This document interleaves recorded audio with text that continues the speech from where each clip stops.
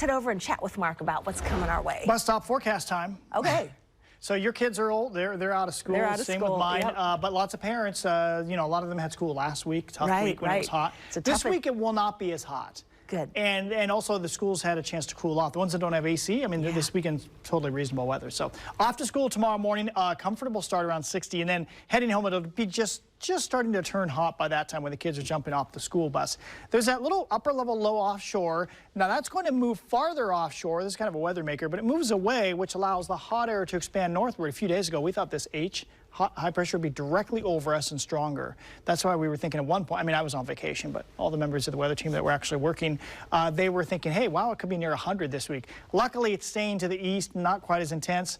And by the time we get to Thursday, notice it's just, it's hot, but it's not extreme. Also, there's kind of a little wiggle in the flow here. Several of these that could send up thunder showers along the Cascades and east of the Cascades, and could one slip west of the mountains, possibly. Maybe of more impact to us is by the time we get to the weekend, that's pretty much out of here.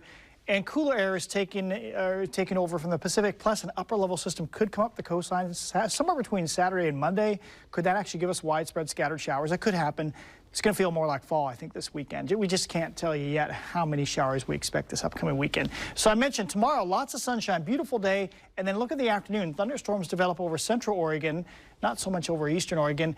They seem to fall apart as they move west of the Cascades. And then in Wednesday, we think a few more may try to slip west of the Cascades, but I do not have any thunder showers anywhere in our 7-day forecast. But you see the very warm to hot stuff these next 3 days. Tomorrow, one other thing going on, if a thunderstorm slips over the Cascade Crest or slightly west, places like Detroit, Santiam Pass, and then down towards Willamette Pass, that could set off lightning strikes, and then of course that could lead to fire starts. So there's a red flag warning out for those areas. Then notice we say very warm and humid, or a bit humid, for Wednesday and Thursday. There's a reason for that. The amount of moisture in the air is going up again, unfortunately. And when we see it, what we call the dew point above 60, which this is the model forecast, when it's up in here, that's a little sticky. It's not, we're not talking New Orleans, Bourbon Street on a summer night, but it's going to be kind of humid. And that continues through Thursday, and then we go into a cooling trend, and we'll see a lot more cloud cover. I think it's going to feel more like fall this coming weekend, but the big question is, do we just get a shower or two and that's it?